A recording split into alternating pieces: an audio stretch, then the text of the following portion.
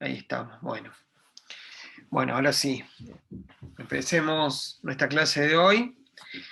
Eh, Hoy vamos a ver un fenómeno muy interesante, que tiene muchísimas aplicaciones, que es el fenómeno de la interferencia. Lo vamos a ver más hacia el final de la clase, un poquito antes. Vamos a ver algunos aspectos que son útiles repasar antes de abordar el tema de hoy. Y aquí vemos un ejemplo de interferencia en el caso de ondas en un líquido.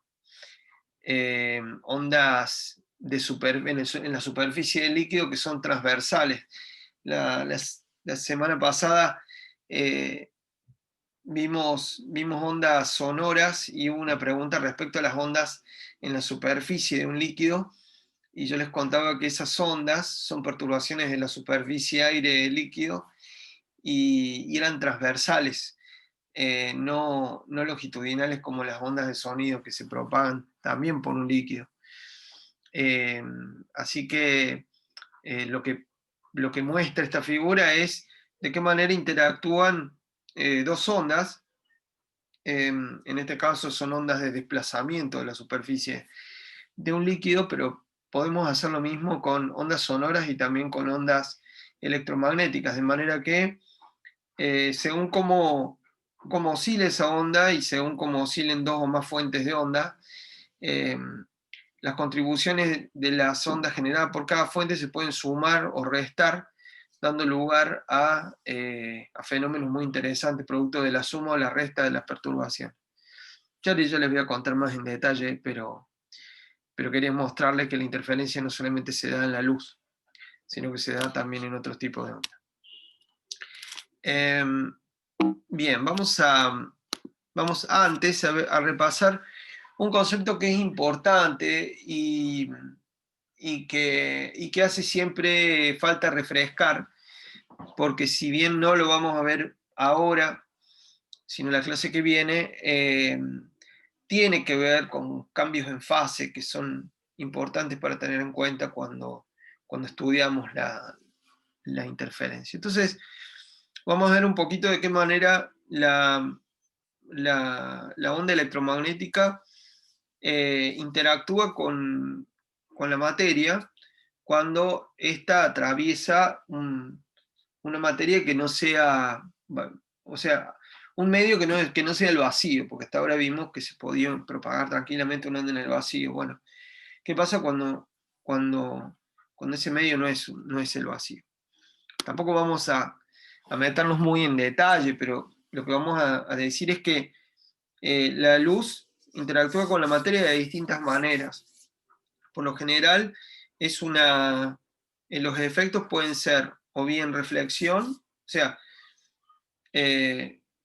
justo en una interfaz entre dos materiales, como ustedes se imaginan, con una onda que se acuerdan que vimos el caso de la onda en una cuerda, que se generaba una reflexión y una transmisión cuando la cuerda cambiaba de masa, de densidad de masa, o cuando cambiaba la tensión. Bueno, cuando hay una interfaz entre el vacío y un material, por ejemplo, va a haber una onda transmitida y una onda reflejada. Eso lo vamos a ver en un momentito nomás. Pero además, por la interacción entre la onda y la materia, puede haber también absorción por parte de la energía electromagnética que lleva la onda, por parte de la materia de la energía electromagnética que lleva la onda, y también puede haber dispersión, es decir, que la luz incida sobre los componentes de ese material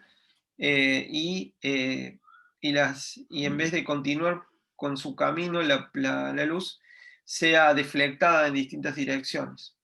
Estos procesos son dependientes de la longitud de onda, me faltó la ley ahí, eh, y, y bueno, son fenómenos que son sumamente interesantes. Sin embargo, para este caso, en el caso de hoy, vamos a concentrarnos en materiales que son transparentes, es decir, materiales en donde una vez que ya entramos en este material, estos efectos que vemos son despreciables. Entonces, por lo menos en el rango de longitudes de onda en el que vamos a trabajar.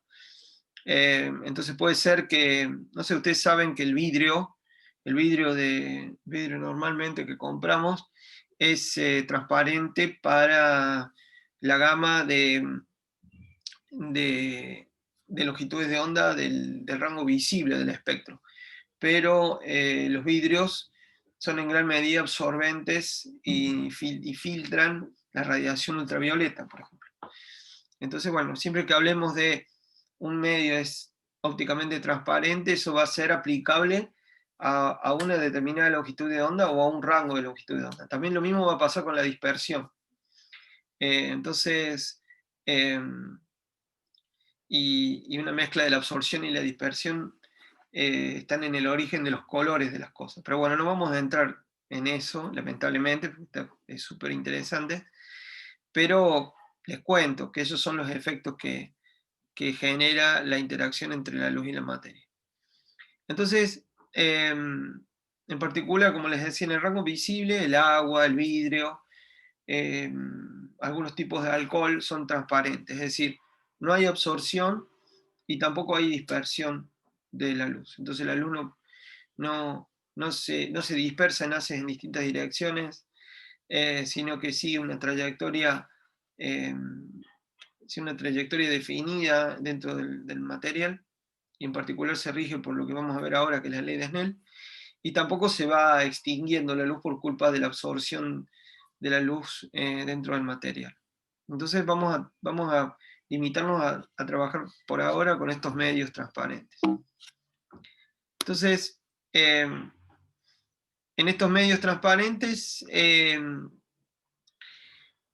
tenemos, sin embargo, que la velocidad de propagación de las ondas electromagnéticas no es la misma, es menor que la velocidad de propagación de la onda electromagnética en el vacío. Entonces es un parámetro súper importante, sin entrar en detalle, un parámetro muy importante de estos materiales es el cociente entre la velocidad de la luz en el vacío y la velocidad de la propagación de la luz en el medio en cuestión. Eso se denomina el coeficiente, el índice de refracción, perdón, y que normalmente se indica con la letra N.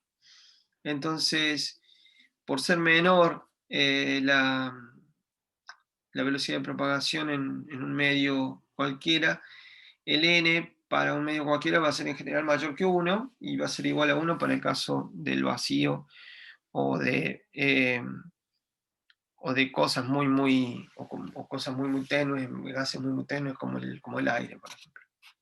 Aquí vemos una lista de índices de refracción: agua pura, agua de mar, y distintos otros compuestos, y con ellos sus índices de refracción. Entonces, un concepto que va a ser muy útil para hablar de cuánto tiempo le toma a una onda luminosa atravesar un medio, va a ser el llamado camino óptico. El camino óptico es un concepto que está más relacionado. Lo de camino no se lo tomen tan a pecho. El camino óptico es un concepto que tiene que ver con el tiempo en el que una onda electromagnética atraviesa un determinado material, no tanto con la distancia. ¿Por qué? Porque interviene el índice de refracción. Entonces, eso hace que tenga en cuenta la variación de la velocidad de propagación o la velocidad de propagación en ese medio. Entonces, imaginemos que tenemos un medio, no sé, agua, ¿no? Y tenemos una onda electromagnética plana, monocromática, es decir, que tiene una determinada longitud de onda y por ende tiene una determinada frecuencia. Imaginemos que tenemos estos frentes de onda en donde una onda plana es decir, muy muy lejos de la fuente. ¿Se acuerdan que vimos en la última clase que una manera de obtener una onda plana era alejarse mucho de la fuente, de una fuente puntual, ¿no? Puesto que en una fuente puntual teníamos ondas esféricas, cuando nos íbamos muy muy lejos, la, el, la, la amplitud decaía tan poco ya, muy muy lejos, que la amplitud era más o menos constante, y esa porcioncita de esfera que podíamos interceptar era prácticamente un plano. E imagínense que estos frentes de onda lo que indican son los lugares a una determinada fase. Entonces, entonces, este frente va a tener la misma fase que este, y este, y este, y esta onda avanza hacia allá, ¿no? Entonces, por ejemplo, esto puede ser todos los lugares en donde el campo eléctrico es máximo. Entonces están equiespaciados. Y ahora veamos, consideremos que este frente de acá, el primero que está acá, atraviesa, avanza una distancia L, ¿no? Entonces, bueno, hagamos eso, y avanzó una distancia L. Entonces, el camino óptico se va a definir como la distancia física que recorrió la onda. En este caso tuvimos que referirla a este frente, pero todos estos frentes recorrieron una distancia L. El camino óptico va a ser L por N, donde N es el índice de refracción, en este caso, del agua. Es una definición muy, muy simple. Entonces, la ley de Snell, que es un poco la que ayuda a explicar por qué ocurren estos fenómenos, como la quebradura aparente de un lápiz cuando lo metemos en el agua. La ley de Snell lo que hace es explicarnos de qué manera cambia la dirección de un rayo cuando este rayo de luz o cuando esta onda lumínica pasa de un medio a otro. Esta ley está basada en un principio, algo que no es demostrable, sino que es un principio que es muy general y ayuda a construir leyes que son comprobables empíricamente. Entonces, ¿qué dice este principio de Fermat? El principio de Fermat es una de las variantes de un principio más general llamado el principio de mínima acción. Entonces, lo que dice es lo siguiente: supongamos que un rayo parte de una fuente situada en un punto A y llega y pasa por un punto B en otro medio. En el medio de índice de refracción N1 está A, y el punto B está en el índice de refracción N2. Entonces el principio dice que la luz va a recorrer entre esos dos puntos el camino que menos tiempo le tome.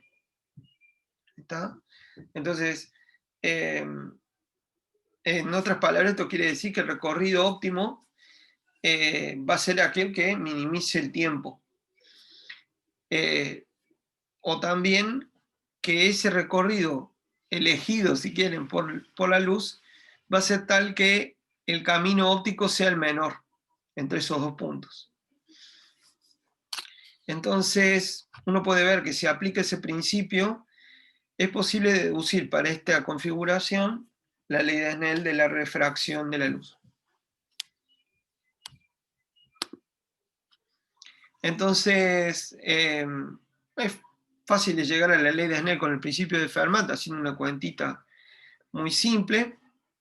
Supongamos que tenemos dos índices de refracción en dos medios distintos, N1 y N2, con N2 mayor que N1, puede ser aire y agua, puede ser agua y aceite, donde este sea más grande que este. También el principio va a ser equivalente cuando pasemos de uno de mayor índice de refracción a uno menor, así que no se preocupen. Y supongamos que la fuente de donde sale el rayo se encuentra en el punto A, que para hacerlo más fácil lo voy a situar sobre el eje Y, va a tener coordenadas 0, y, a, y pasa también el rayo por el punto B, que tiene coordenadas x sub b, y, b. Entonces acá pueden ver la ubicación del punto A y la ubicación del punto B, ¿no? Con sus coordenadas cartesianas. Y voy a llamar x a la abscisa del punto en la interfase, es decir, en la superficie que separa los dos medios. Supongo que esa interfase es plana, para simplificar. Y de manera que yo lo que voy a... Todavía no sé cuánto vale este x. O sea, le puedo incluso...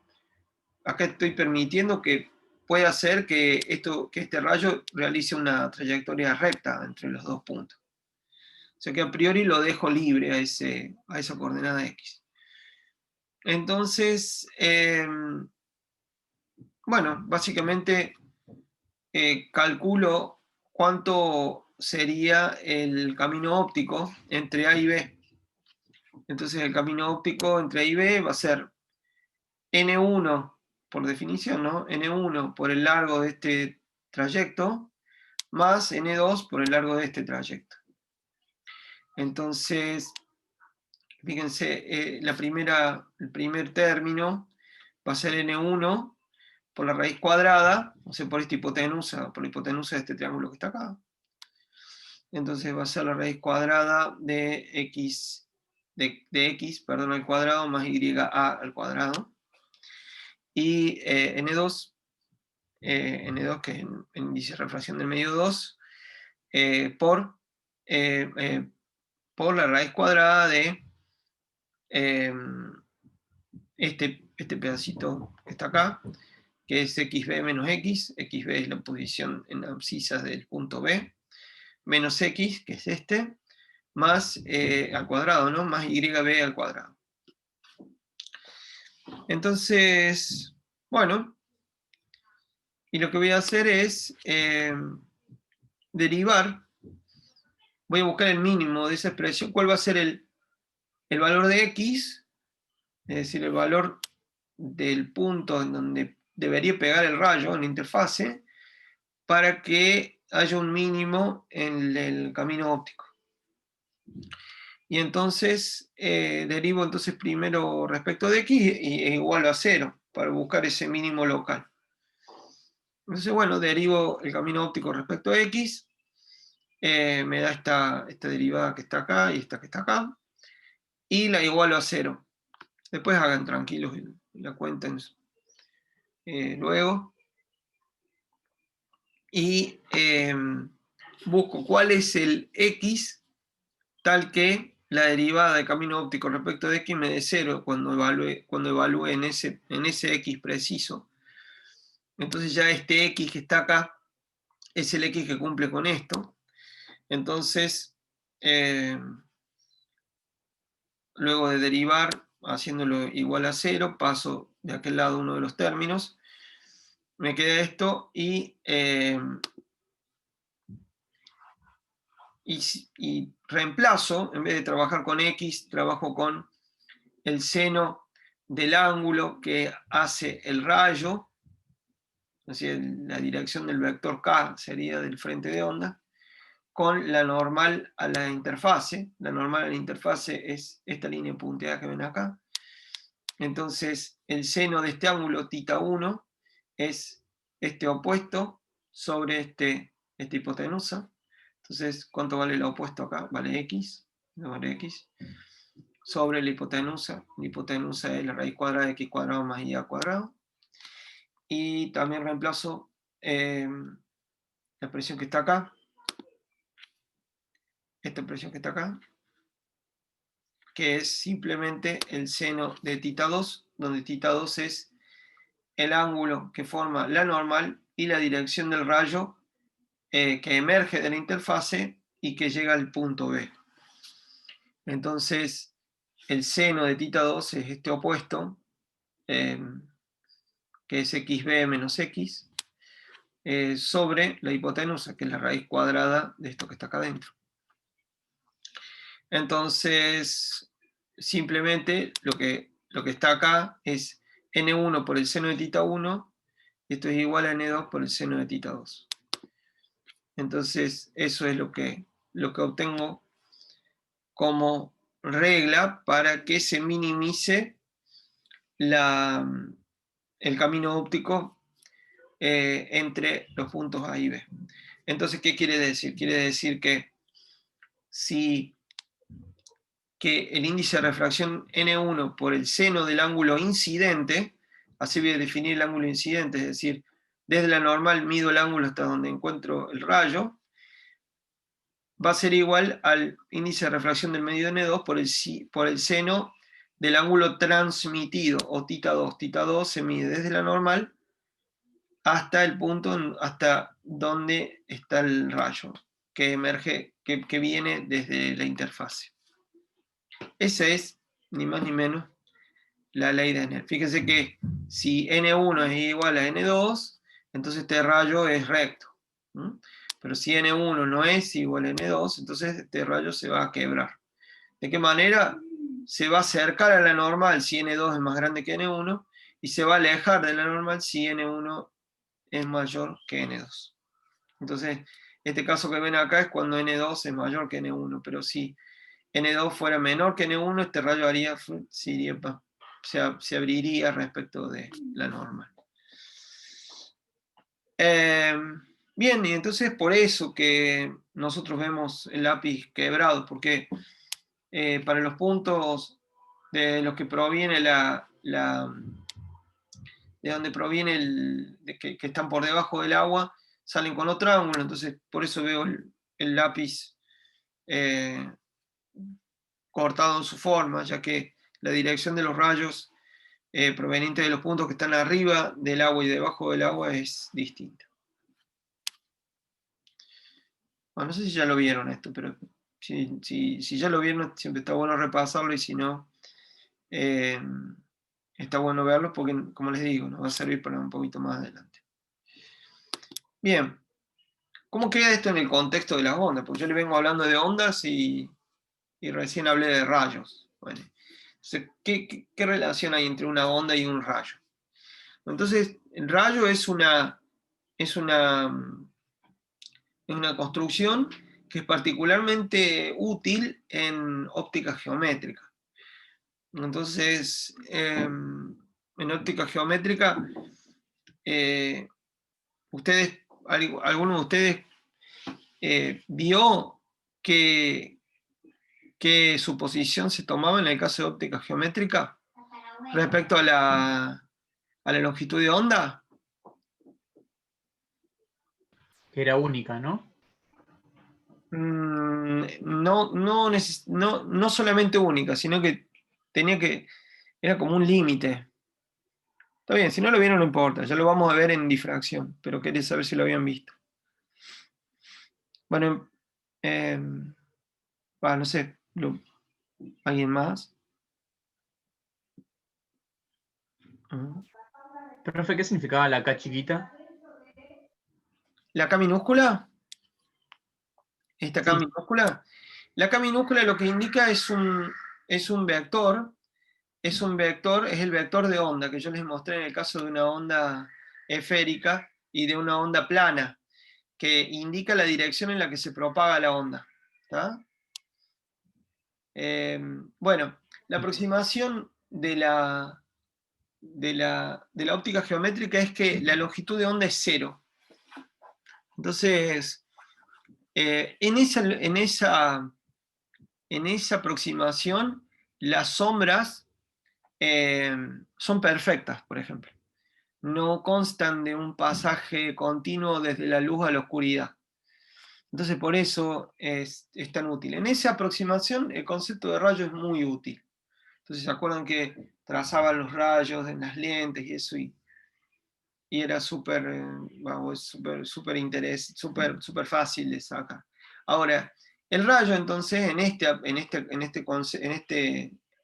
explicación ondulatoria, va a tener una dirección igual a la dirección perpendicular a los frentes de onda. Entonces, los frentes de onda por ejemplo, son estos frentes de onda, por ejemplo, todos los lugares en donde el campo eléctrico es máximo o es mínimo, esos frentes van a estar separados una cantidad que es la longitud de onda, en el medio N1, entonces la dirección del rayo va a ser la dirección de propagación de la onda. Y eso quiere decir que al atravesar la interfase que separa el medio N1 del medio N2, acá no es mucho mayor que N1, puede ser mayor que N1, el ángulo con K2, que es la dirección de propagación en el medio 2, va a cambiar. Va a ser diferente al que forma el vector K1. Entonces, estos frentes se van desplazando para allá y al entrar en el otro medio cambian de dirección. Bien. Esto lo vamos a pasar rápido porque no es tan crucial ahora entenderlo. Lo importante es que ustedes sepan con qué dirección termina la dirección de propagación una vez que pasó de un medio a otro. Bueno, pero además, de la misma manera que vimos para las cuerdas, cuando hay un cambio de medio va a haber una onda transmitida y va a haber una onda reflejada. Y para el caso de las ondas electromagnéticas, junto con la ley de refracción de la luz, que es la ley de Snell, vamos a tener también una ley de reflexión, que me dice que una porción de esa onda incidente, que puede ser muy, muy pequeña, y esa porción de onda incidente muy pequeña va a ser reflejada. Entonces, acuérdense que siempre estamos en estos medios transparentes, entonces el efecto de reflexión vamos a considerar que no es muy importante. Igual vamos a tener en cuenta el rayo reflejado, ¿no? Entonces, ¿qué propiedad va a tener el rayo reflejado respecto al incidente? Y bueno, va a tener el mismo ángulo que el rayo incidente. Entonces, la ley de reflexión nos dice que θi es igual a θr, simplemente donde θi es el ángulo que forma el rayo incidente con la normal, y θr es el ángulo que forma el rayo reflejado con la normal. También hay otro, por el principio de Fermat, también es importante recordar que rayo incidente, reflejado y transmitido están todos, y la normal en la superficie, en el caso de una superficie plana, están todos en el mismo plano, que se llama el plano de incidencia. Las tres direcciones están todas en el mismo plano. Bien, entonces, bueno, esas son las leyes de refracción y reflexión. Entonces, en visto ahora con lo que vimos de los frentes de onda, esto va a equivaler a estos frentes de onda del rayo incidente viniendo en esta dirección y saliendo en esta dirección, la misma dirección respecto al mismo ángulo respecto a la normal, y nuevamente los frentes de onda espaciados a la misma distancia que en la región, que en el rayo incidente. Acuérdense que eso me olvidé de decirles, pero en el medio 2, la longitud de onda en el medio 2 va a ser lambda sobre n2, es decir, la separación entre los frentes de onda, la separación en espacial va a ser menor en el medio 2, con índice de refracción n2 más grande que n1 en este caso, y en el caso del vacío, la longitud de onda en el vacío va a ser simplemente lambda en el vacío sobre 1.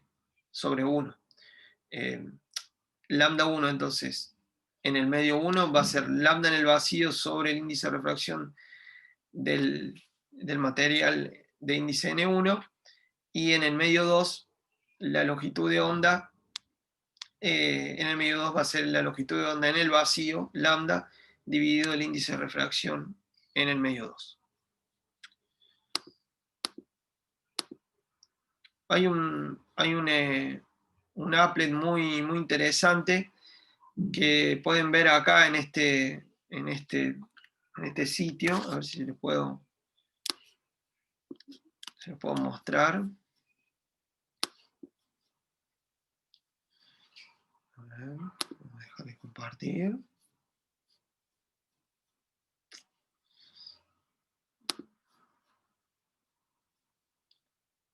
Están muy buenos estos. Ya se los muestro.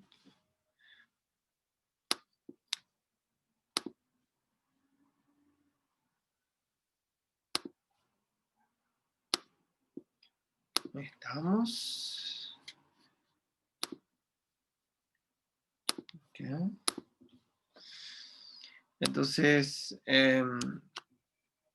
podemos ver entonces un láser que podemos mover en distintos ángulos respecto a esta interfase, que en este caso es entre el aire y el agua.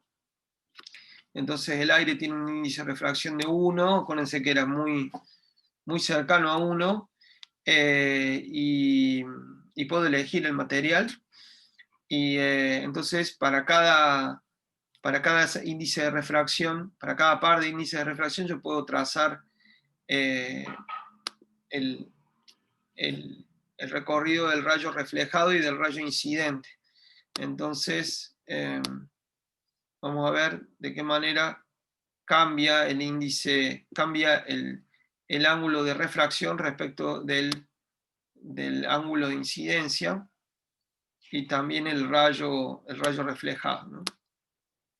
Entonces, por ley de reflexión, este va a ser el rayo reflejado y en este caso vamos a tener el rayo transmitido. Bueno, hay un fenómeno muy interesante que es cuando paso de un índice, en este caso N2 es más grande que N1. Ahora lo que podemos hacer es poner agua acá y poner, fíjense que cuando el medio es el mismo, el rayo es recto. Ahora si ahora pongo aire. Profe, Sí, Gastón. ¿este puntero se puede poner también del lado de abajo de la dioptra? No, creo que no, a ver.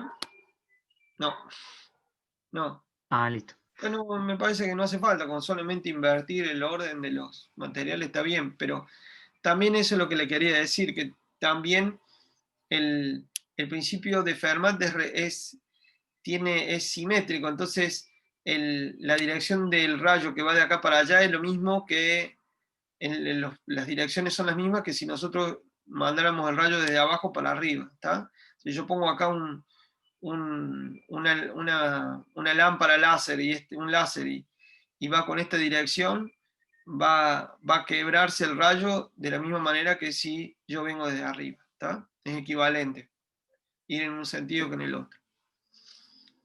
Entonces, bueno, un fenómeno re interesante es que, fíjense que por ser el índice de refracción más grande acá que acá, por la ley de Snell, el rayo se abre al entrar en el medio 2. Entonces va a haber un momento en el que va a haber reflexión total, ¿tá? Donde no va a haber rayo transmitido, y ese fenómeno se llama reflexión total. Se puede ver muy fácil planteando para el N2, como les digo, más chico que el N1, y planteando que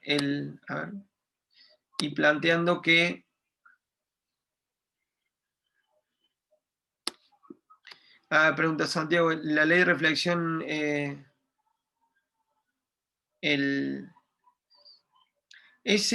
es simétrica en el sentido que no nos preguntamos en qué sentido va el rayo, ¿está?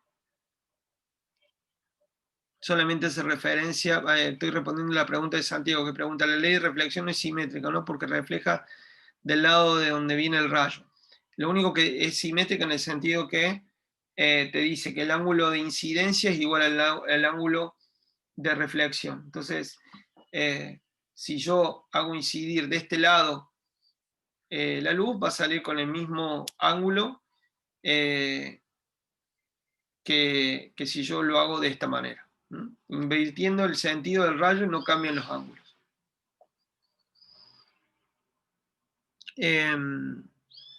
De nada, Santiago. Entonces, fíjense que va a haber un ángulo para el cual va a haber un ángulo de incidencia para el cual el ángulo transmitido va a ser 90 grados. Entonces se va a llamar ángulo crítico. Eso es para el caso en donde paso de un índice de refracción mayor a uno menor. Bueno, más allá de ese ángulo crítico, todo el rayo va a ser reflejado. Eso es reflexión total y es un fenómeno que se ve mucho en los cursos de óptica y que lo podemos ver cuando estamos debajo del agua, en una pileta, y podemos ver el piso de la pileta si miramos hacia la interfaz entre el agua y el aire. Bueno, pueden divertirse con esto si quieren, está muy bueno. También lo pueden pasar a onda. En vez de hablar de rayos, pueden hablar de onda, y acá está lo que yo les decía. De qué manera son los frentes de onda.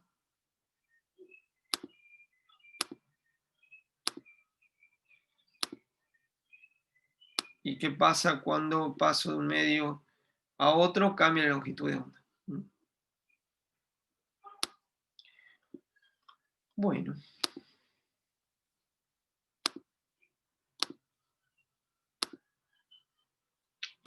Acá les dejo el link y lo pueden jugar un rato después. Bueno, veamos también otra propiedad importante que tiene que ver con la ley de Snell, para el caso en el que un haz de luz pasa por una interfase, pasa por una placa de un material de lados planos y paralelos. Entonces, por ejemplo, un pedazo de vidrio de ancho constante, de espesor constante, en el medio del aire, ponele. Entonces, lo que nos interesa es, si nosotros sabemos con qué ángulo incide ese rayo a la interfaz, a la primera interfase entre el aire y el vidrio, queremos saber con qué ángulo termina saliendo al aire nuevamente. Entonces, bueno, es simplemente aplicar la ley de Snell. Estoy checando la hora, sí. Es simplemente aplicar la ley de Snell para las dos interfaces, la interfase 1 entre el aire y el vidrio, y la interfase 2 entre el vidrio y el aire.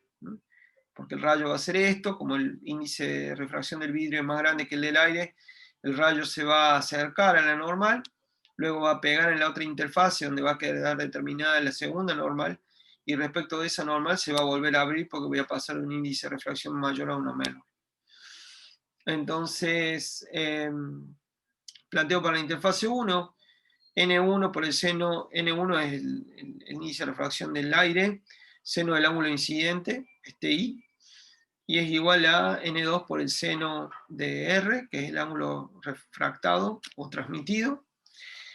Acuérdense que acá R es el ángulo de refracción, no el ángulo de reflexión como vimos en las diapositivas anteriores. Creo que no va a haber problema con verlo así. Y después, ¿cómo sé que este ángulo R es el mismo ángulo que este? Bueno, porque como estas dos placas son paralelas, entonces las dos normales son paralelas, y por lo tanto este ángulo y este ángulo son alternos internos entre paralelas, dada esta transversal. Entonces, por eso este ángulo es igual a este, y por lo tanto, para la segunda interfase voy a tener N2 por el seno de R, N2 es el índice de refracción del vidrio, igual a N1, porque vuelvo a tener aire acá abajo, por el seno del ángulo con el que emerge el rayo de la placa. Entonces no es muy difícil ver que si ponemos todas las igualdades, las dos igualdades que sacamos, nos da que N1 por el seno de I es igual a N1 por el seno de E, por lo tanto, el seno de I es igual al seno de E, y como tanto I como E se miden entre 0 y 90 grados, I va a ser igual a E. Entonces el rayo emerge con la misma dirección con la que ingresó, pero desplazado, porque esto hubiera sido la trayectoria del rayo si no hubiera habido un vidrio en el medio. Bueno, se desvió producto del cambio de índice de refracción, pero emerge en una dirección paralela, sin embargo desplazado. Entonces es un resultado que vamos a utilizar la próxima clase. Bueno, esto era un poco lo que les quería mostrar sobre la ley de Snell y la ley de reflexión. Ahora ya saben más o menos qué sucede con una onda electromagnética que incide sobre una interfase entre dos medios de distinto índice de refracción. ¿Cómo venimos? ¿Tienen alguna duda?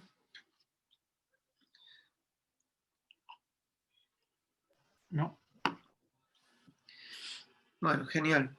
A ver, tengo una pregunta. Buenísimo, buenísimo. Bueno, ahora vamos a hablar de otra propiedad que va a ser muy importante para poder tener interferencia. Y eso es la capacidad que va a tener una onda electromagnética de mantener su fase. ¿Y por qué es un problema? Porque la emisión de luz no es, en las fuentes de luz, salvo muy pocas excepciones, la luz no se genera de manera coherente, es decir, en donde lo que está dentro del coseno que vimos la otra vez se mantenga siempre la misma fase. Entonces, por ejemplo, en la luz solar, los fotones, o las ondas que vienen desde el Sol, van a tener esta expresión si fuera una onda, si tienen una onda plana, por ejemplo, que esto fuera una onda plana, monocromática, supónganse. Monocromática quiere decir que tiene una longitud de onda bien determinada, o sea, puede ser un rayo, una onda que viene del Sol en el color verde, o sea, con una longitud de onda bien definida, y plana, porque acá estamos suponiendo que esto no varía con la distancia, o sea, ya podemos hacer la aproximación de onda plana. Yo le mostré que adentro del coseno, en la otra clase, era K por R menos omega t y no había agregado más nada, pero lo que pasa en realidad es que cuando llega esa onda, viene con una fase inicial que depende, que cambia al poco tiempo. Es decir, luego la siguiente onda que va a venir desde el Sol, con ese mismo color, va a tener otra fase. Entonces, lo que vamos a tener van a ser como sinusoides que están cortadas, y después pasamos a tener otra sinusoide con la misma frecuencia, pero como que está corrida. Entonces, esos saltos se van a dar por la naturaleza estocástica de la emisión de la luz, por la naturaleza aleatoria de la emisión de la luz. Entonces, ¿cuál va a ser el problema? El problema va a ser que nunca vamos a tener un tren de onda que mantenga su forma, por así decirlo, infinitamente, sino que con la luz natural, al cabo de 10 periodos, es decir, de 10 periodos sacamos 2 pi sobre omega, es decir, muy, muy poquito tiempo, al cabo de 10 periodos, esta fase va a cambiar. Entonces, me va a llegar otro tren con otra fase, y la diferencia y la fase siguiente no la voy a poder predecir. Entonces, eso se denomina luz incoherente, es decir, no puedo mantener más de 10 periodos, en el caso de la luz natural, no puedo mantener no puedo conocer bien la fase de esa onda más que por 10 periodos. Después llega otro tren de onda, llega otro tramo de onda del Sol con otra fase inicial, con los mismos K y el mismo omega si quieren, pero cambia este numerito cambia de manera aleatoria, cada 10 periodos más o menos. Entonces eso es un problemón, porque no vamos a poder sumar bien las ondas. Como ya vamos a ver, para hacer interferencias necesitamos tener fuentes coherentes. Entonces, necesitamos saber bien cuál es la diferencia de fase, cuánto es la fase inicial, perdón, para saber la diferencia de fase. ¿Hay fuentes coherentes? Sí, los láseres son fuentes coherentes. Entonces, el tiempo que tarda un láser en mandar un nuevo tren con otra fase inicial es mucho más largo que el caso de la luz natural. En ese caso se habla de coherencia temporal, es decir, la luz natural tiene pequeña o nula coherencia temporal o corta coherencia temporal y el láser tiene una coherencia temporal más larga. Por eso gran parte de los laboratorios que se hacen de interferencias se utilizan láseres, porque justamente a lo largo de la experiencia puede mantener un láser la coherencia y de esa manera se puede ver el patrón de interferencia sin ningún problema. Si tratamos con luz incoherente no vamos a ver el patrón de interferencia que vamos a ver en un ratito, no lo podemos ver tan claramente. Y el otro tema es la coherencia espacial también. Profe, Sí, Gastón. la cantidad de periodos de los trenes de luz emitidos por el Sol son los mismos para todas las longitudes de onda emitidas o va variando? Y en principio no, porque hace una aproximación que, acordate que omega sobre K tiene que ser siempre igual a C, ¿no? Entonces, suponete que estás en el vacío, ¿no? No vamos a hacer una suposición. Entonces ahí vas a tener el periodo va a ser el mismo.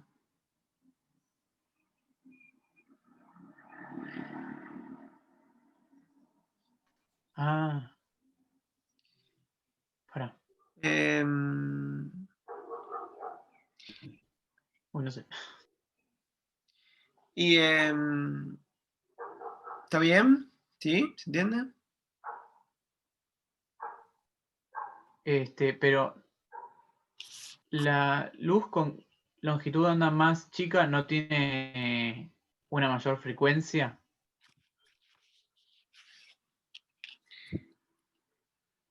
Ah, a ver, no, sí, espera. Sí, no, tenés razón. El omega, sí, omega es C sobre K, entonces con una onda es C por K, omega es C por K. Entonces lo que decís vos, sí, perdón, el periodo depende de la longitud de onda, sí, perdón, me confundí con otra cosa, sí. Claro. Entonces, sí, lo vimos en el espectro, ¿no? Cómo pasabas de una longitud de onda a la otra. Sí, lo que es constante es el omega sobre K. El omega sobre K es constante. Sí, así es. Pero bueno, es un orden de magnitud. Respecto a la coherencia, lo que les quería decir es que es un orden de magnitud. Más o menos 10. O sea, quiere decir que no pasa mucho tiempo hasta que cambia la fase. Y eso para un experimento es un problema.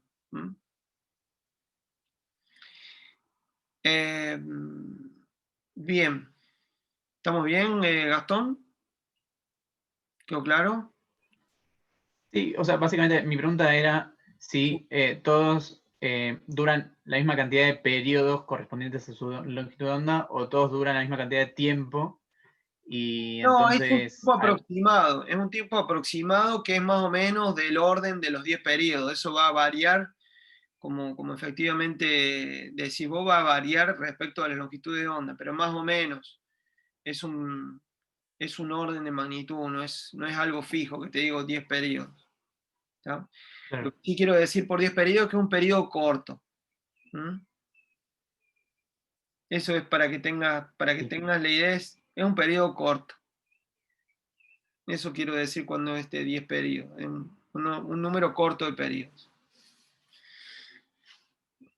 En cambio, los láseres tienen periodos de mayor, mantienen la coherencia durante mucho más, un número mucho mayor de periodos. Eso no sé ahora los números, porque no trabajo con eso, pero es significativamente mayor. Y la coherencia espacial, que es la otra forma de la coherencia, es cuando es importante cuando no tenemos una sola fuente. Si tenemos una sola fuente, bueno, esa fuente emitirá, una fuente puntual, esa fuente emitirá, si tiene mayor coherencia temporal o menor coherencia temporal, cambiando más frecuentemente o menos frecuentemente su fase inicial phi i acá. Pero si tenemos si tenemos una fuente extendida, entonces no va, lo que va a hacer falta es que todas, para tener coherencia espacial, es que todas las fuentes emitan con la misma fase inicial. Pregunta Santino, ¿y qué es lo que hace que el láser pierda coherencia temporal cada tanto? No recuerdo, pero tiene que ver con el proceso de emisión. Lo puedo buscar después para contárselo, pero tiene que ver con el proceso de emisión. Es una oscilación que genera un pulso de radiación de una manera con una fase muy así, bien definida. Pero lo puedo averiguar para contárselos después. No soy experto en láseres, pero sé que se necesita una fuente coherente para poder mantener fases y sobre todo para mantener las mismas diferencias de fase entre ondas, porque eso es lo que va a hacer la interferencia, hacer interactuar dos ondas con una determinada diferencia de fase entre ellas. Acá les muestro para que tengan algunos ejemplitos. Esto sería la incoherencia temporal, es decir, viene una onda con esta fase, se corta y aparece con la misma frecuencia otra onda, pero como corrida respecto a la primera. No continúa de la misma manera, con la misma forma, sino que se produce un salto se corre la forma de la onda en el tiempo. Eso sería la incoherencia temporal. Es decir, pego con esto y después llego por acá y es como si acá esto estuviera pegado a esto. Entonces, en vez de que siga un mínimo, seguiría un máximo, ahí sin pasar por el mínimo. Y esto seguiría así. Como que está cortada la forma de la onda. Y acá hay efectos ejemplos de incoherencia espacial. En este caso, también la colimación, es decir, seleccionando haces que van en una determinada dirección. El caso no colimado va a ser un caso en donde rayos de igual frecuencia e igual longitud de onda están apuntando en distintas direcciones, provenientes de distintas fuentes. Si estas tres fuentes son coherentes espacialmente, entonces las tres emiten con la misma fase inicial.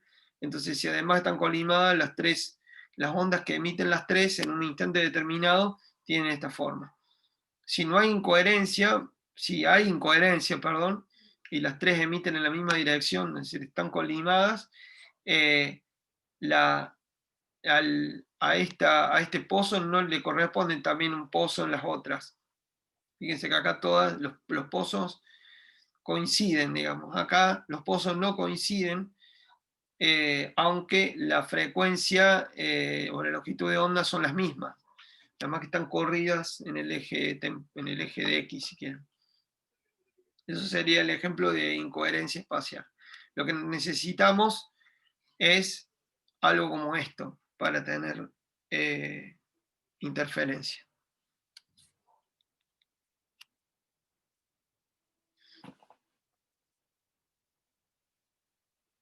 ¿Alguna otra pregunta?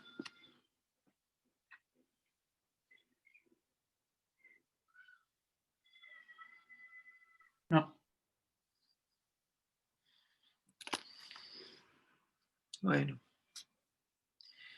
Bueno, lo que podemos hacer ahora es descansar un poco. Si quieren, descansamos unos 10 minutos y volvemos a las 6:10, ¿les parece? 6:10, volvemos. Ok. Nos damos la grabación. Bueno, entonces, repasamos el concepto de coherencia. Repasamos, vimos el concepto de coherencia, después vimos de qué manera frente a una interfase se comportaba una onda incidente electromagnética. Y ahora vamos a entrar en el tema que va a marcar el tema de las próximas clases, que es la interferencia. La interferencia es básicamente un fenómeno en donde hay una interacción entre dos ondas, al menos dos ondas, que como tales, como ondas electromagnéticas, constan de campos eléctricos, y que cuando coincidan esas dos ondas en un lugar particular del espacio, como puede ser una pantalla, la suma de los campos eléctricos de cada una, producto de una diferencia de fase entre estas dos ondas, va a poder dar algo que dé un campo eléctrico mayor, reforzando el campo eléctrico en ese lugar, o que dé un campo eléctrico mucho menor o incluso nulo. Entonces vamos a poder encontrar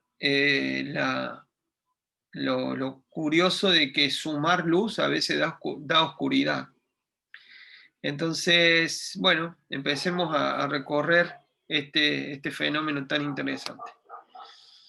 Primero que todo, vamos a hablar de un principio que va a ser muy importante tener en cuenta y que nos va a permitir entender no solamente esto, entender la interferencia, sino también el tema que va a venir después, que va a ser la difracción de la luz. Este fenómeno según el cual yo les comentaba al comienzo de la clase de hoy, que las sombras no van a ser perfectas cuando la longitud de onda no es cero, que es el caso de las ondas que estamos viendo ahora. Eso es una aproximación que para la óptica geométrica anda muy bien, pero en el caso real no va a haber sombras perfectas, eso se va a deber a la difracción. Y la difracción y la interferencia son más o menos parte de lo mismo. Pero bueno, desde el punto de vista didáctico es mejor abordar la interferencia primero y luego la difracción. Entonces el principio del que les quiero hablar es el principio de Huygens, que lo que muestra es, o lo que nos ayuda a entender es cómo se pueden ver los frentes de onda en una onda plana o en una onda esférica. Entonces,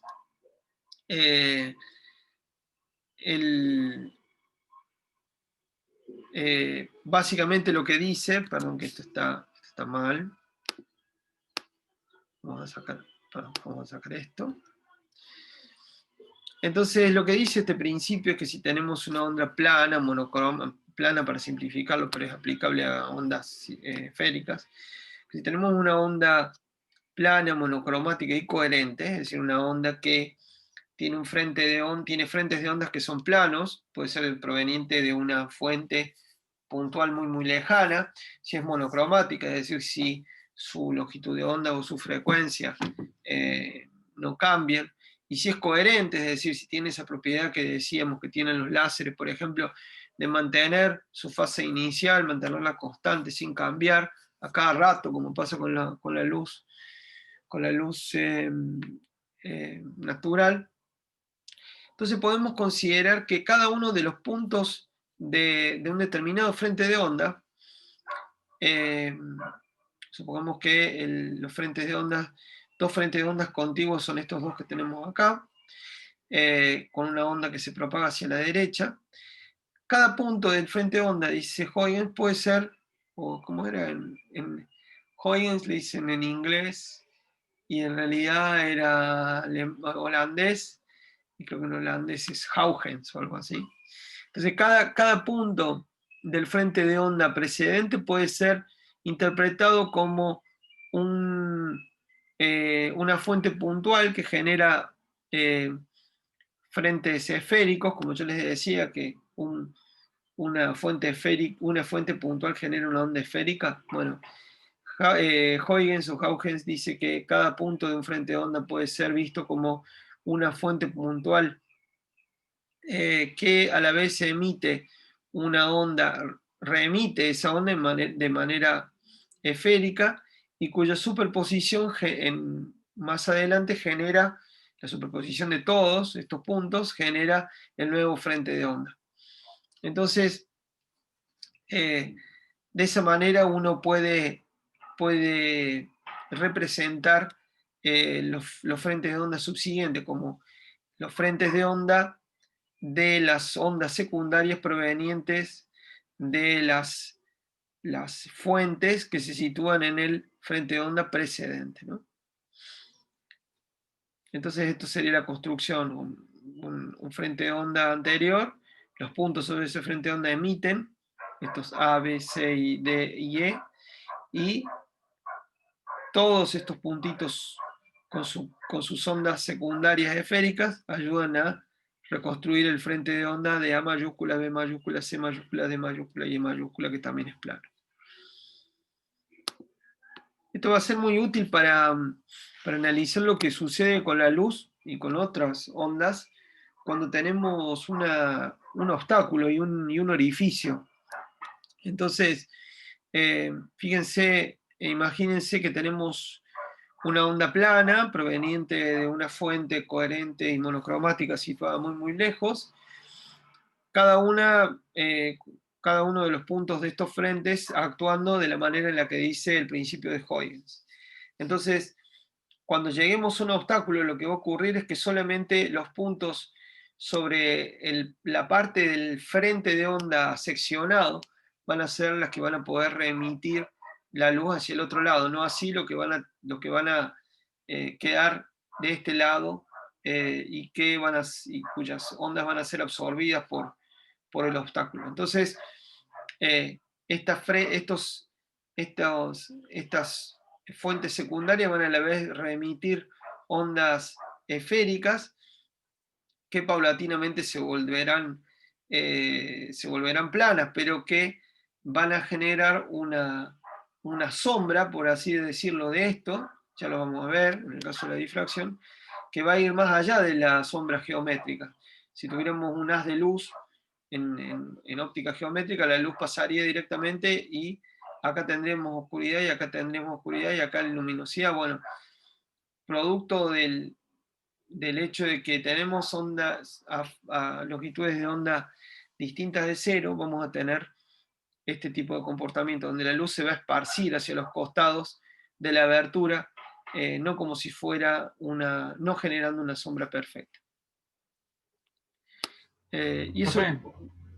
Sí, sí, Gastón. Sí. Y los haces de luz anteriores al obstáculo también Perdón, hasta no te como escuché que... ahí. Te repetimos, por ¿Qué? favor. Sí. Los haces de luz anteriores al obstáculo Sí, también pueden, o sea, también como que remiten hacia los costados por ser fuentes secundarias sí, de ahí lo que frentes de onda. no van a poder, no va a sobrevivir nada que tenga como, imagínate que el obstáculo acá, perdón, acá vamos, ya lo vamos a ver en más detalle en difracción, pero imagínate que este obstáculo es absorbente, tiene la propiedad de absorber toda la energía que le llega, ¿no? De manera de no generar ninguna reflexión, ¿no? Entonces, la manera la manera de reconstruir cómo va a ser la irradiancia de este lado, porque se acuerda que la irradiancia la introdujimos en la clase pasada como los, eh, la energía por unidad de área y por unidad de tiempo que pasaba que pasaba un determinado punto. Bueno, para reconstruir esto lo que vamos a decir es todos los puntos que están más allá del borde no van a poder remitir, aunque estén en el borde. ¿Mm? Va a haber algún efectito de borde, pero no lo vamos a tener en cuenta. Lo que sí importa es qué es lo que pasa con la sección de esa onda plana que es capaz de atravesar el obstáculo con los puntos sobre esos frentes de onda seccionados, vistos como fuentes secundarias de ondas que a la vez van a ser remitidas hacia el otro lado, según el principio de Huygens, con ondas esféricas. Pero no, este efecto de borde no. El único efecto de borde va a ser que la primera de estas fuentes secundarias va a irradiar de manera esférica y estos frentes esféricos van a pasar del otro lado, más allá del obstáculo del otro lado, ¿no? Eso se puede ver en el agua, les iba a decir, que si ustedes pueden ver ondas en un estanque y en ese estanque se pone esto es un GIF, es una animación, ¿no? No es una imagen real, pero si ustedes tienen agua en un estanque desde, no sé, tiran una piedra muy lejos, varias piedritas muy lejos, entonces las ondas se vuelven planas muy lejos, y si hacen una abertura en ese estanque, ustedes van a ver que el principio de Huygens también sirve para ver por qué del otro lado de ese agujerito muy chiquito hay ondas esféricas saliendo de ahí como si acá hubiera fuentes puntuales, no solamente teniendo una región perturbada justo por delante de la abertura. Bueno, eso es un fenómeno que se llama difracción. Se va un poco del tema de hoy. Pero se los cuento para ir ya preparándolos para eso.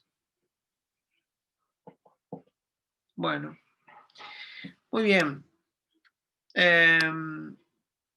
Ok, entonces, para el experimento más básico con el cual se pudo ver la interferencia es el experimento de Young a principios del siglo XIX, que lo que hizo fue también confirmar que valía la descripción, confirmar la explicación ondulatoria de la luz, que la teoría ondulatoria de la luz eh, servía.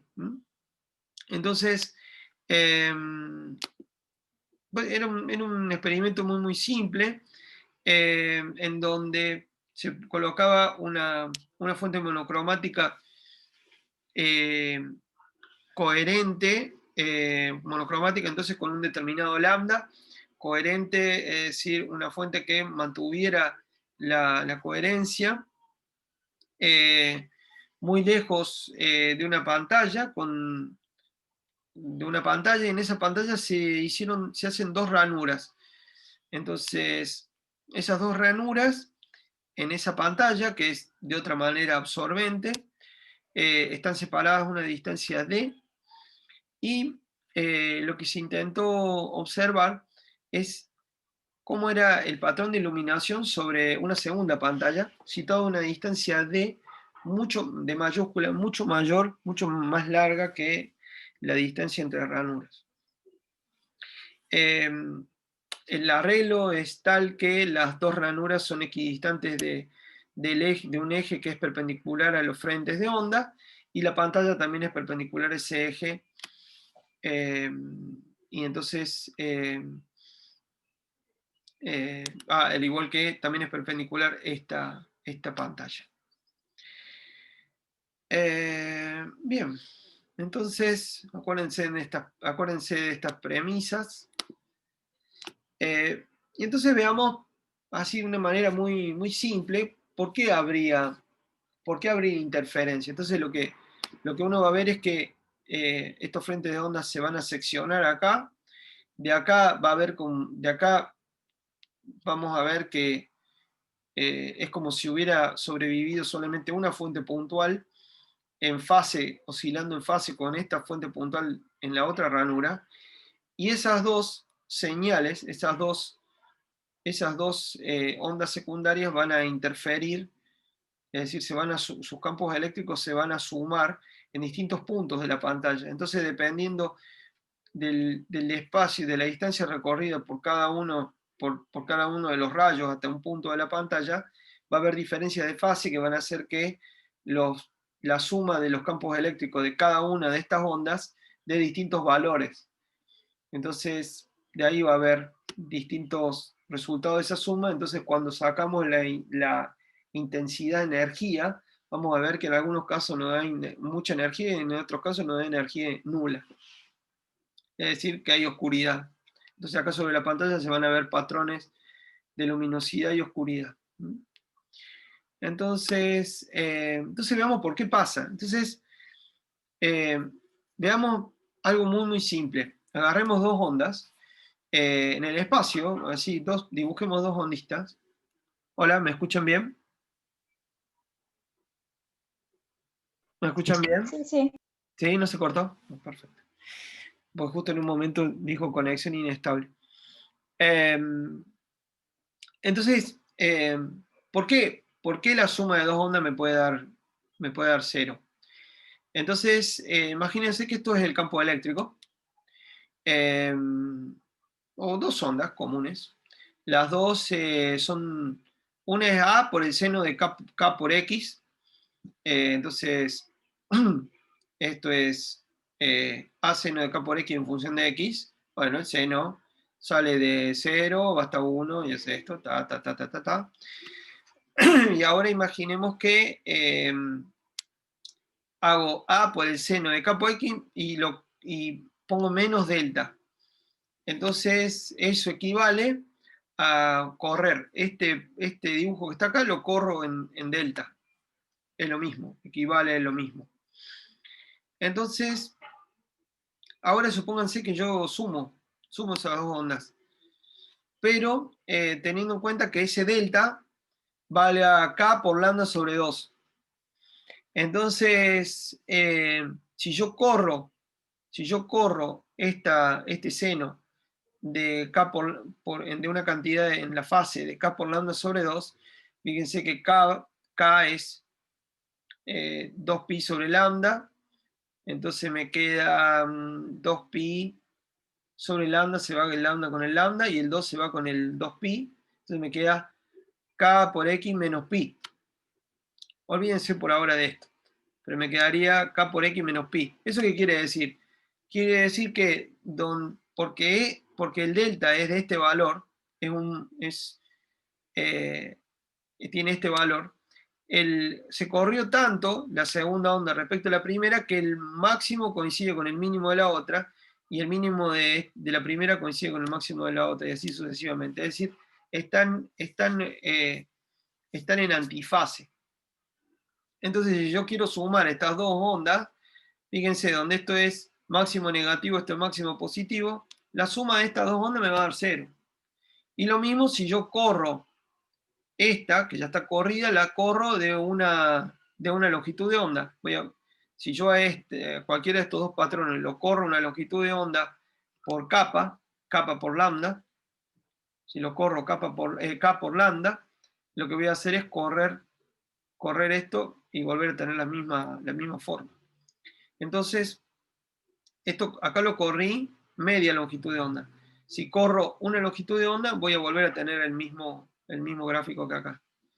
Entonces, si tengo múltiplos impares de media longitud de onda, eso es lo que digo. Si corro una onda respecto de otra en una distancia igual a un múltiplo impar de medias longitudes de onda, la suma de esas dos ondas me va a dar 0. Entonces, eso es lo que pasa cuando hay interferencia destructiva. ¿Tá? Cuando la interferencia me anula, cuando la suma me da 0. Bueno, eso va a pasar con el campo eléctrico, va a pasar lo mismo. Pero para eso tengo que lograr que estas dos ondas tengan esta diferencia de fase. ¿Qué pasa si ahora simplemente yo corro una forma respecto de la otra en un espacio igual a una longitud de onda? Y no va a pasar nada, porque la forma va a ser la misma. Nada más que este máximo que está acá ahora pasó acá. Y entonces donde hay un máximo también hay donde los máximos coinciden, los mínimos coinciden. Entonces voy a tener dos veces, voy a tener una intensificación de la onda cuando la sumo. Entonces en un caso tengo interferencia destructiva, se anulan al sumarla. Acá tengo interferencia constructiva, es decir, cuando hay una diferencia en distancia igual a un múltiplo de la longitud de onda, sumo y me da el doble, me va a dar el doble. Entonces, en este caso, la intensidad la intensidad de la luz en ese punto va a ser mayor que la de cada una de las ondas. Ese caso es interferencia constructiva. Pero entonces, ¿cómo voy a lograr yo tener estas diferencias de fase tan específicas? Y bueno, la voy a poder tener gracias a que voy a mirar en distintas direcciones. Entonces fíjense, si yo miro un punto acá arriba de la pantalla, una onda desde acá va a haber recorrido menos distancia que una onda desde acá. Entonces eso va a cambiar la fase de esta onda respecto a la que sale de acá. Y si justo es tal que me dan los dos campos eléctricos opuestos, me va a dar un punto oscuro. Y si la diferencia de fase es tal que justo los dos campos apuntan en la misma dirección, voy a sumar y voy a tener un punto brillante. Bueno, entonces es eso. La idea es que la diferencia de camino.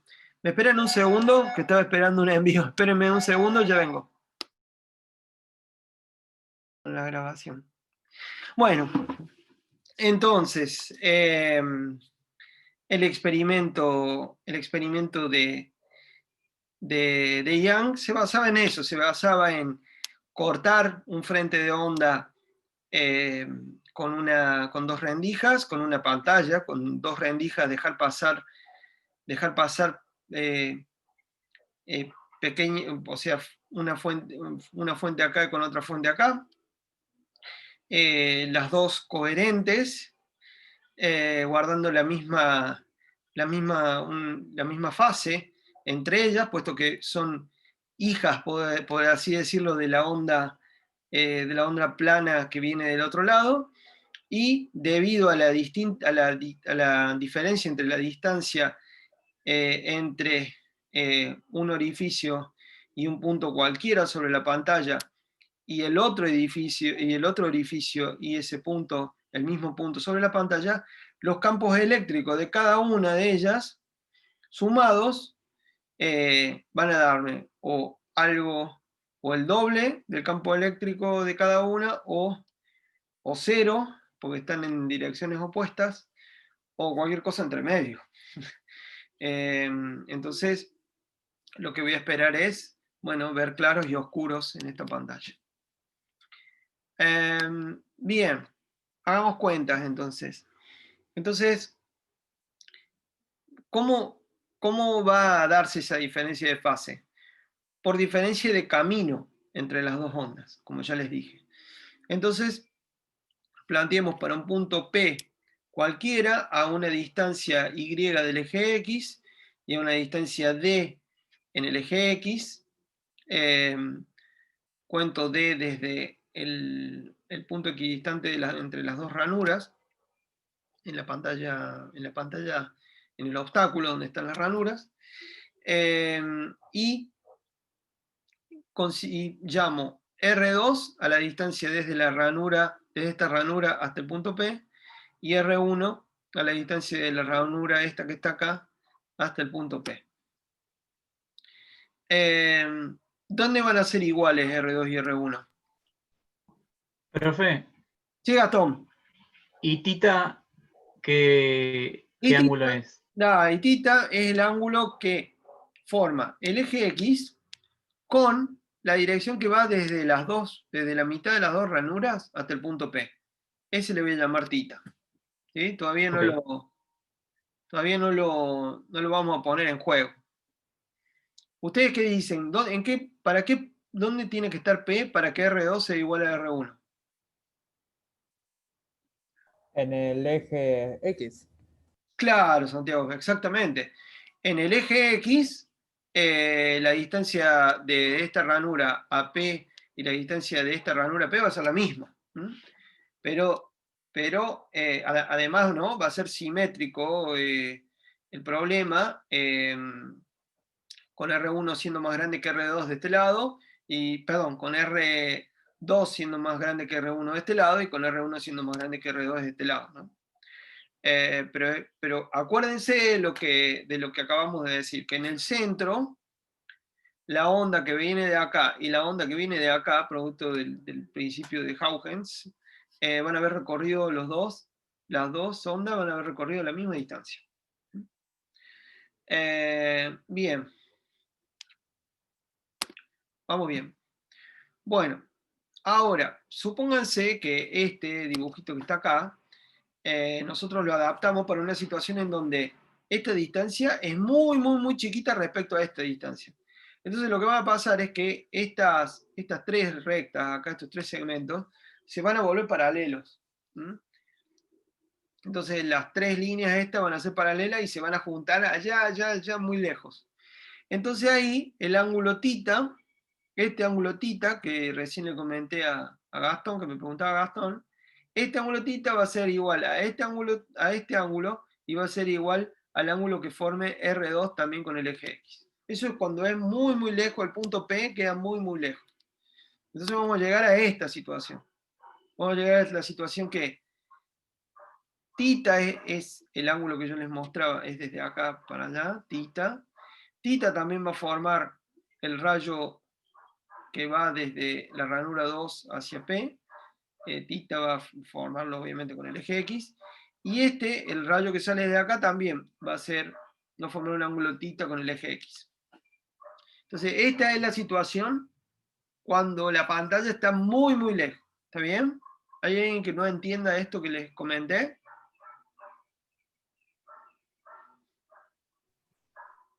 ¿Se O entiende? sea que cuando D grande es mucho más grande que D chiquita, Sí. el tita de R1 y el tita de R2 tienden los dos al tita de...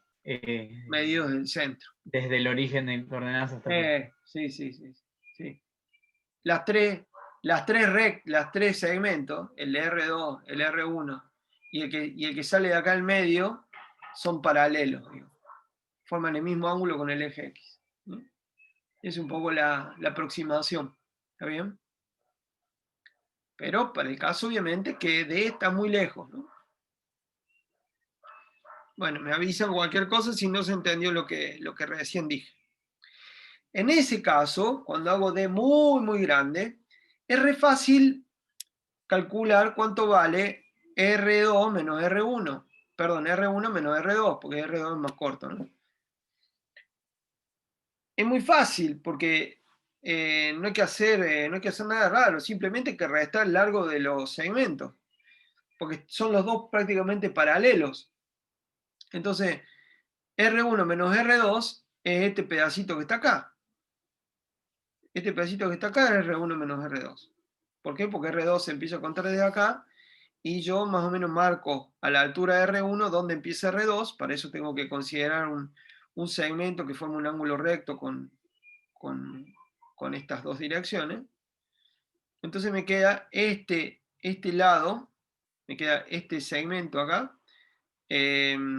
perpendicular, como ya digo, R1 y R2, a estos dos segmentos, y este es el lado, que representa el largo, la diferencia de largo entre uno y otro.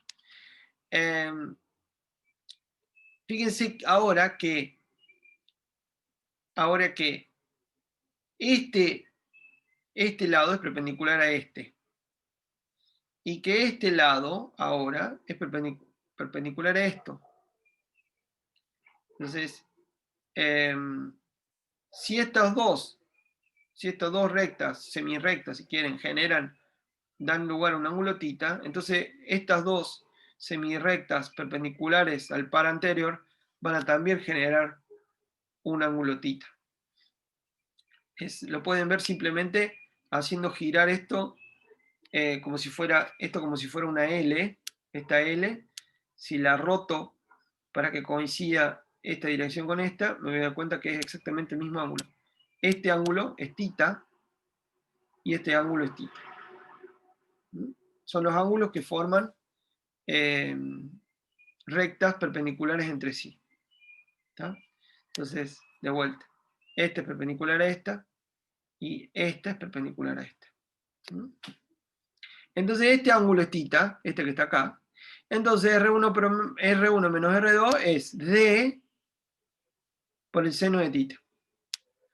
En la aproximación de que la pantalla es muy lejos. En esa aproximación, R1 menos R2 es D por el seno de θ.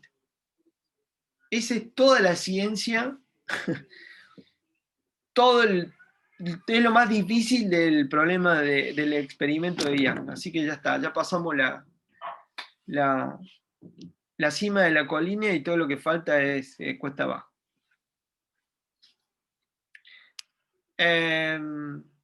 Sí, ¿preguntas? ¿Vamos bien? ¿Cualquier cosa? Profe, tenía una pregunta de antes. Sí, Santiago. Si el experimento de Young es el experimento de la doble ranura o si se basó en ese experimento. Como una curiosidad. Es el mismo, sí, es el de la doble. ¿El mismo? Sí, sí, sí. Genial, genial. Sí, sí. Bueno, me alegro que vayamos bien. Entonces, θ va a ser lo mismo. Lo mida desde acá, o lo mida con R1, lo mida con R2, o lo mida desde acá al medio, es lo mismo. Entonces, fíjense, si R1 menos R2, es D por el seno de θ. Ahora bien, yo puedo decir que puedo pedir que este I sea mucho más chico que este D. Entonces, en ese caso, θ ahora me voy a limitar a θ que van a ser muy chiquitos. Lo bueno de eso es que yo puedo decir que el seno de θ va a ser parecido a la tangente de θ. ¿Se acuerdan que es una igualdad que ya hemos visto antes? Que cuando un ángulo es muy chiquito, y cuando decimos chiquito es más chico que 20 grados, el seno del ángulo, el mismo ángulo en radiana y la tangente empiezan a ser más o menos parecidos. Mucho más aún si estamos hablando de, no sé, 10 grados, 15 grados. Entonces, en esa aproximación, lo cual quiere decir que D es mucho más grande que Y, puedo escribir R1 menos R2 ahora como Y sobre D. Entonces, ahora puedo relacionar la diferencia de camino entre el rayo que sale de una ranura y la otra con el punto, la posición del punto donde estoy evaluando la interferencia. Es súper, súper fácil en esa aproximación, ¿no? Mientras yo cumpla con esa aproximación, la relación queda muy, muy simple. Entonces, de acuerdo a la diferencia de camino, me va a corresponder una determinada posición sobre la pantalla. Buenísimo, es súper, súper simple. Bien, ya estamos casi, ¿eh? Entonces, vamos a concluir que esa diferencia de espacio recorrido por una y por otra onda va a implicar un corrimiento de fase. Entonces, volvemos al caso. A ver, acá si lo tenemos por acá. Vamos por acá. Entonces, imaginemos que las dos ondas van en la misma dirección. O sea que K por R es K por X, si quieren, o K por R escalar. Sáquense el producto interno acá y fíjense, y imaginen que esto es 0.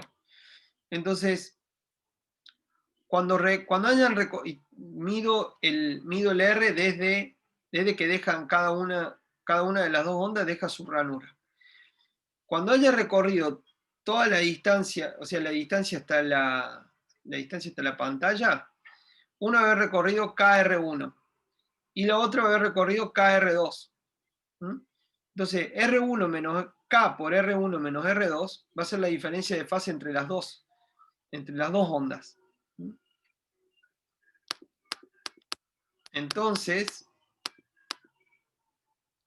ese delta, que yo le digo acá que está corrido uno respecto al otro, va a ser K por R1 menos R2.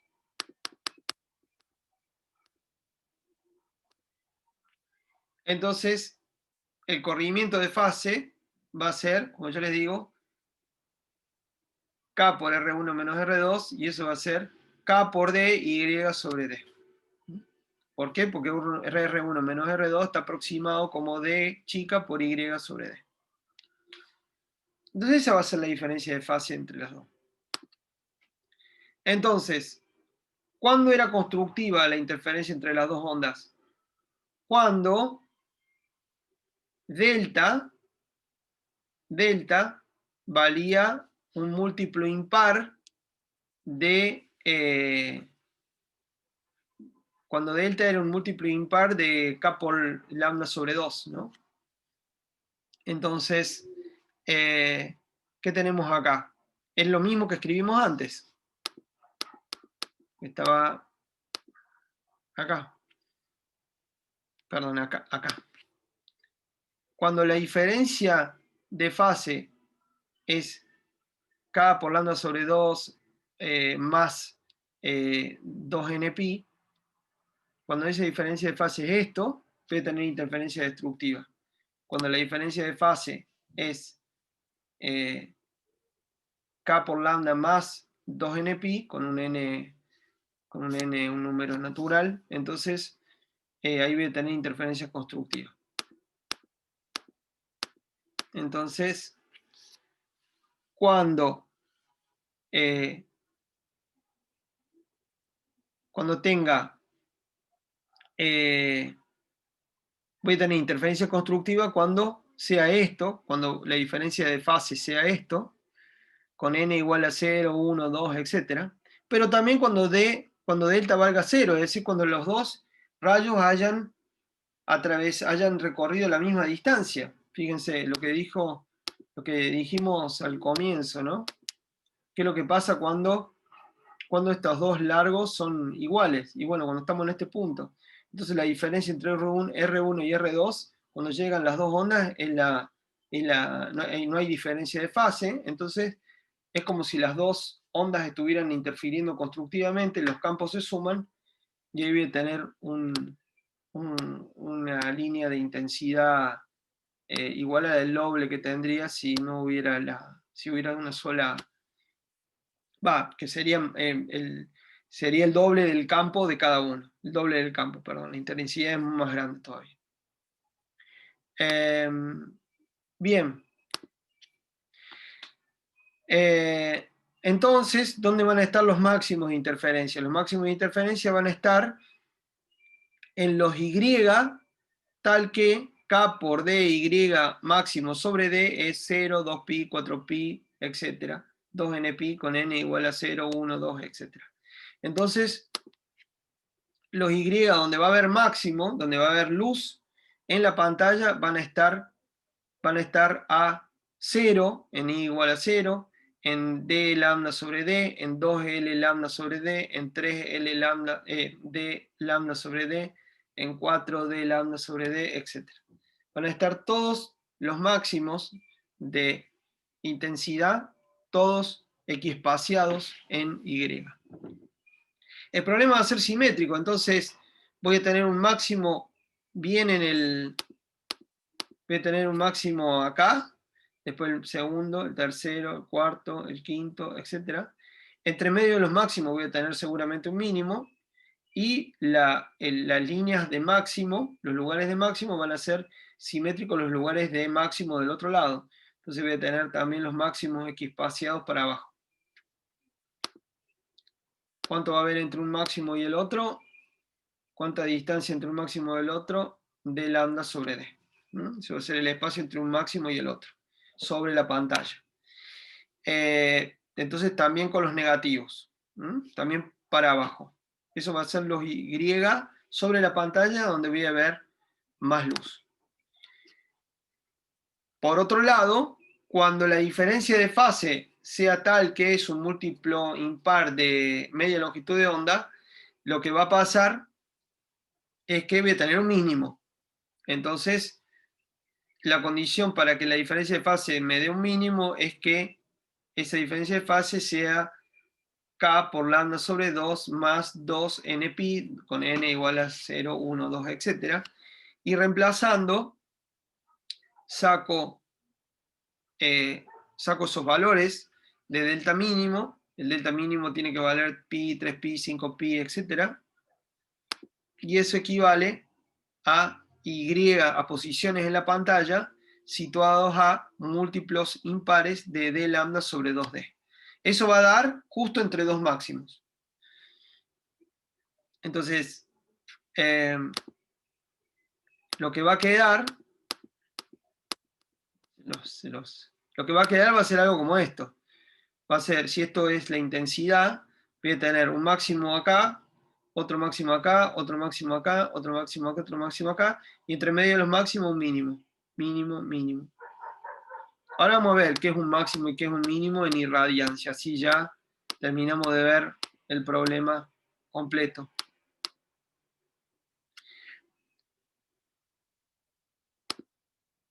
Entonces ya sabemos dónde están los máximos, dónde están los mínimos. Ahora, ¿se acuerdan lo que vimos en la clase anterior? Que la energía eléctrica por unidad de tiempo que atraviesa una unidad de superficie venía dada por C por epsilon 0 por módulo de E al cuadrado. Entonces, tomábamos la irradiancia cuando tomábamos el promedio temporal de ese flujo de energía, lo cual es una medida del brillo. Estos campos oscilan a una frecuencia muy alta, mucho más alta de lo que puede registrar nuestro ojo. Entonces, nosotros nos vemos oscilar los campos, porque la retina acumula señal durante un tiempo que es mucho mayor al periodo de oscilación de estas ondas. Entonces lo que vemos es un promedio de eso. Entonces tomamos un promedio de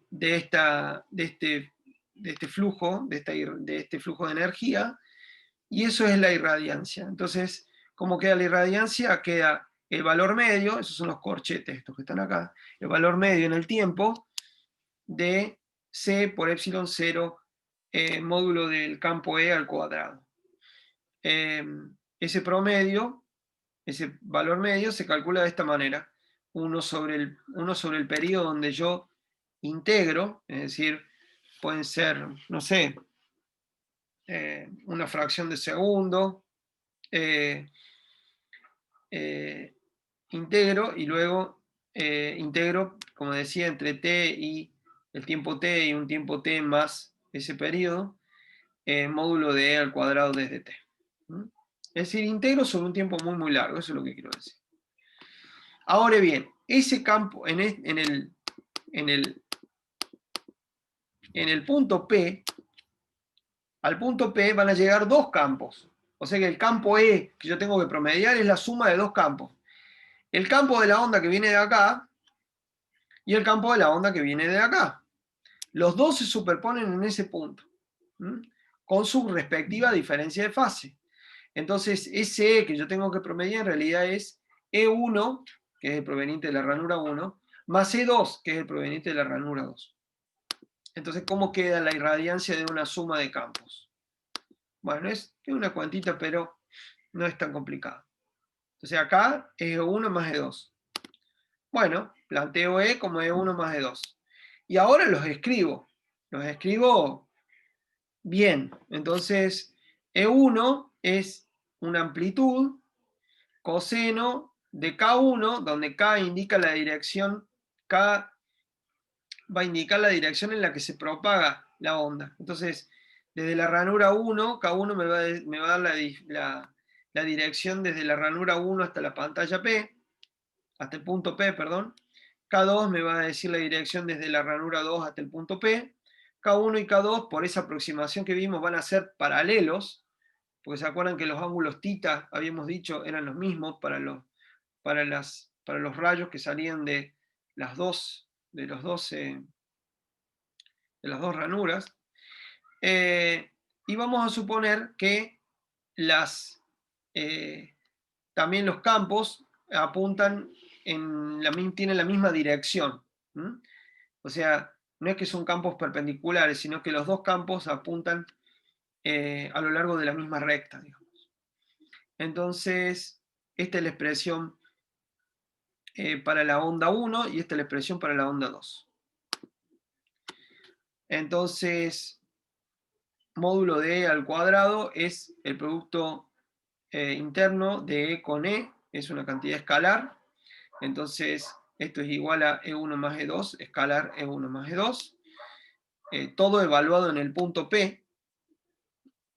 Es decir, estamos evaluando esta suma en la pantalla, sobre la pantalla.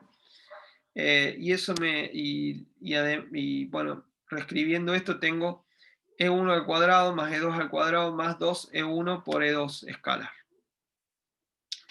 Hasta ahora no estoy haciendo nada muy extraño. Entonces, lo que podemos ver es, podemos ver, si nos olvidamos de la constante multiplicativa, que es C por epsilon 0, podemos llamar I1 llamemos I1 a el promedio de E1 al cuadrado. I2 al promedio temporal de E2 al cuadrado. Y vamos a llamar I1,2 a este término cruzado que consta del promedio temporal del producto interno entre E1 y E2. Es un poco esto que tenemos acá. Vimos que E cuadrado es esto, entonces al promedio de esto lo llamo I1, al promedio de esto lo llamo I2, y al promedio de esto le llamo I1,2. Entonces, la irradiancia, salvo algunas constantes, C por epsilon 0, es módulo de cuadrado promedio e igual a la suma de estos tres términos.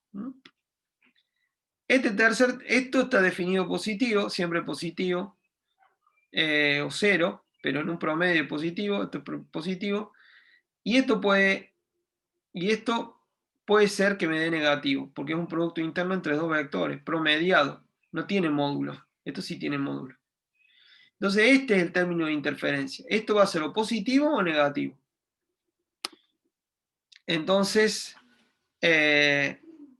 para calcular ese término de interferencia, que es el último término, bueno, hay que hacer el producto interno entre E1 y E2, y para el caso que vimos, el producto interno entre 1 y E2 es E01 por S2, producto interno de las amplitudes, coseno, este es el coseno de E1 y este es el coseno de la parte 2. Esto es producto normal, no es ningún producto vectorial, ¿sí? Acuérdense que este producto me tiene que dar un escalar. Es el escalar E1 por el escalar E2. Ustedes después, tranqui, lo revisan después de la clase, así pueden fijarse bien cómo es la cosa. Profe, una duda. ¿No Sí, está sí. de más el símbolo vectorial en E01 y E02? ¿O es vectorial? Acá ¿te acordás cómo estaba en escrito E1 y E2? E1 es esto, Ah, estaban como vectorial. Ok. Y No dije E2 nada. es esto. Entonces, lo que estoy multiplicando acá es la amplitud, producto escalar con la otra amplitud, ¿sí? Estos son constantes, estos vectores son constantes. Ya terminamos, no desesperen. Entonces, bueno, hay que trabajarlo un poco. Separamos la parte temporal de la parte espacial. Acá hay que desarmar los cosenos, es una cuentita. Entonces, nos queda que E1 por E2 es el producto interno de las amplitudes por coseno de K1 por R más epsilon 1, esta es la diferencia inicial de fase, pero ya vamos a ver que esa diferencia inicial de fase es 0, y al igual que esta, porque son producto de la misma fuente que está situada detrás de la pantalla. Entonces, cosenos y senos de omega t aparecen cuando desarmo esto y esto. Entonces, al tomar el intervalo, al tomar promedio en el tiempo, solo van a sobrevivir los términos que tienen coseno cuadrado de omega t y seno cuadrado de omega t, cuyo promedio es un medio para cada caso. Los términos, fíjense que si este término se multiplica con este, me da coseno cuadrado. Si este se multiplica con este, me da coseno de omega t, seno de omega t. Si este se multiplica con este, me da coseno de omega t, seno de omega t. Y si este se multiplica con este, seno de omega t cuadrado. Los que tienen coseno por seno, al promediarlo, me va a dar 0. Entonces va a sobrevivir este producto con este y este producto con este. Cada uno de esos promedios me da un medio, entonces E1 por E2 promediado es un medio, el producto interno entre las dos amplitudes, coseno de esto más coseno de esto. Menos esto. Entonces, delta, vimos el delta en el caso muy simple de dos sinusoides que corríamos uno respecto del otro. Pero para este caso, delta es un poco más complejo. Está en términos vectoriales. Pero esta es la diferencia de fase entre las dos ondas.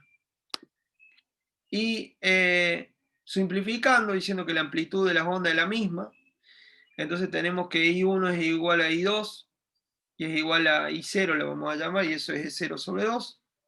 Y entonces el término de interferencia me queda como un medio de E0 al cuadrado coseno de delta.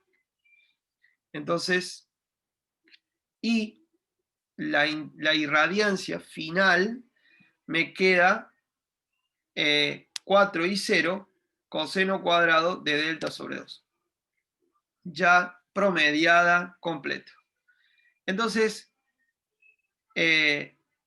esto es, en delta, en el punto central, en donde los dos rayos recorren la misma distancia, esto me va a dar, la amplitud me va a dar 4 veces, la intensidad va a ser 4 veces la intensidad que yo tendría si tuviera una sola rendija. Porque se suman los campos, me da el doble de campo, pero como hay un cuadrado, porque la intensidad, porque la energía depende del cuadrado del campo, voy a tener 4 veces.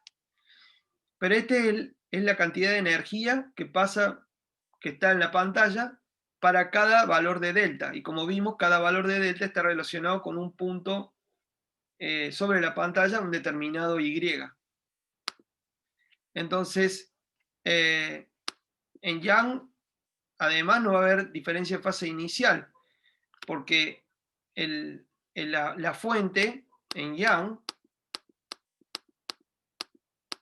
es equidistante. La fuente acá en Young es equidistante de las dos ranuras, así que al llegar acá y acá, la misma onda, no va a haber diferencia de fase entre este punto y este. Entonces los épsilon esos que aparecen en la cuenta, este E1 y este E2, son 0. Van a ver un ejercicio en donde eso no ocurre. Pero es muy fácil de ver. Entonces, para los delta donde haya interferencia constructiva voy a tener una intensidad, una irradiancia que va a ser 4 y 0. Y cuando la interferencia sea destructiva voy a tener una irradiancia que va a valer 0. Entonces ahí vamos a tener en irradiancia ahora, en función de Y, los máximos y los mínimos. Entonces ya está, voy a tener puntos en donde la densidad va a ser máxima, rodeado de puntos en donde la densidad va a ser mínima, que va a ser 0, y entre medio, puntos claros, con distintos niveles de irradiancia entre uno y otro, de manera que voy a ver un gradiente de iluminación de irradiancia hasta lograr el máximo y de vuelta hasta llegar a un mínimo. Y así, el patrón es el mismo para arriba que para abajo, simétrico respecto de I igual a 0, con las franjas oscuras y las brillantes espaciadas a la misma distancia. Bueno, con esto yo creo que ya podemos descansar. Ustedes tranqui y después hagan la cuenta con descansados. No pretendo que ustedes hoy lo saquen, pero quería presentárselos al experimento de Young. Es muy importante la condición de coherencia. También es muy importante el resultado final de esa digresión que hicimos sobre la irradiancia, que la irradiancia depende del cuadrado del módulo del campo promediado. Bueno, repasen esos conceptos principales para mí y después dejen, dejen las cuentas para después, para más adelante, véanlas bien, repásenlas bien. Esto está en el libro de Hedge y Sajak y Hedge, H-S-H-T, de óptica, y también están en todos lados, así que no les va a faltar bibliografía para repasar esa cuantita, ¿no? Bueno, con esto estamos. Me fui un poquito de tiempo, pero creo que valía la pena terminarlo. ¿Alguna consulta, alguna pregunta? No. Bueno, tranqui, chicos, chicas, traten de...